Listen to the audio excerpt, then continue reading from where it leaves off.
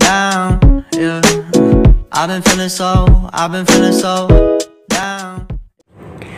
Assalamualaikum warahmatullahi wabarakatuh.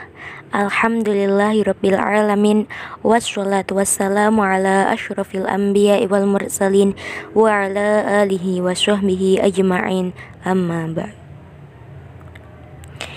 Yang terhormat dosen pengampu mata kuliah Sejarah Pendidikan Islam Ibu Maisyana MPDI, dan tak lupa teman-temanku yang saya cintai. Di sini dari kelompok 4 akan menyampaikan materi tentang modernisasi pendidikan Islam. Sebelum penyampaian materi, saya akan memperkenalkan anggota kelompok 4. Yang pertama, Novi Rahmawati. Yang kedua, Hatami Asyidki. Yang ketiga, Dina Nala Ilma. Yang keempat, Nursari Alfiah.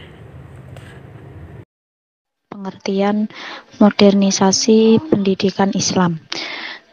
Pendidikan merupakan kebutuhan penting bagi setiap manusia, baik itu negara maupun pemerintahan.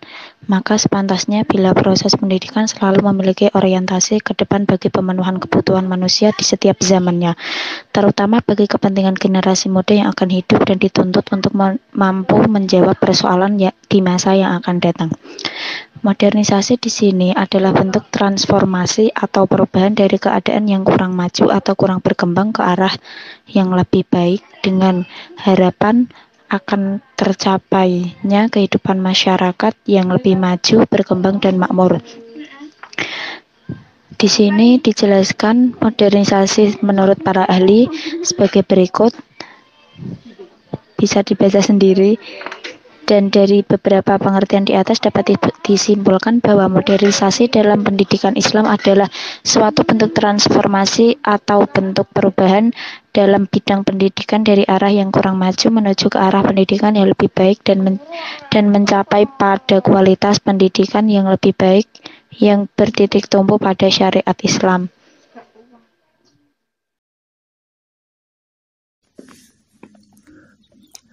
Selanjutnya yaitu konsep dalam modernisasi pendidikan Islam. Timbulnya modernisasi pendidikan Islam di Indonesia tentu tidak terlepas dari pengaruh kemajuan ilmu pengetahuan dan teknologi yang sedang berlangsung. Latar belakang pembaharuan di Indonesia, setidaknya ada 2 faktor yang mempengaruhinya, yaitu 1 faktor eksternal, 2 faktor lain. Faktor eksternal, pada waktu itu para umat muslim Indonesia banyak menunaikan ibadah haji ke tanah suci Mekah. Sedangkan faktor lain yang mempengaruhi terjadinya pembaharuan di tanah Indonesia sesungguhnya tidak terlepas akibat dari penjajahan Belanda.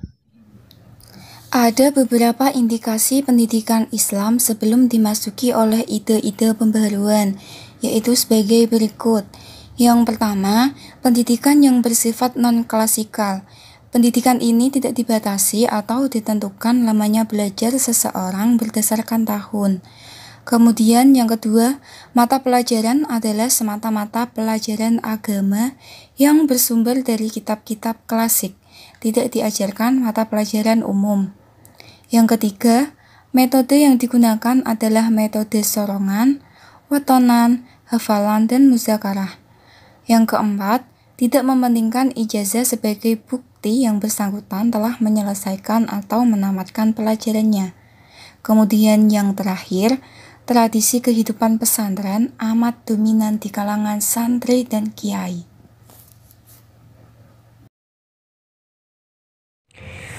Dengan adanya modernisasi tersebut, modernisasi pendidikan Islam mempunyai kelebihan dan kekurangannya masing-masing. Kelebihannya, yang pertama, adanya keselarasan antara iptek atau ilmu pengetahuan dan teknologi dan imtak atau iman dan takwa. Yang kedua, sesuai dengan kebutuhan tantangan kekinian. Yang ketiga, melahirkan peserta didik yang mendalam pengetahuan yang tidak dangkal. Selanjutnya, kekurangan dari modernisasi pendidikan Islam. Yang pertama, tidak timbul lagi wacana kreatif untuk mempelajari kitab-kitab lama sebagai warisan intelektual Islam. Yang kedua, karena belum konkretnya konsep epistemologi keilmuan umum dalam wawancara pendidikan Islam kontemporer.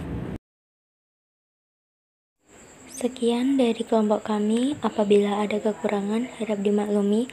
Akhirul kalam, wabillahi taufiq wal hidayah. Wassalamualaikum warahmatullahi wabarakatuh.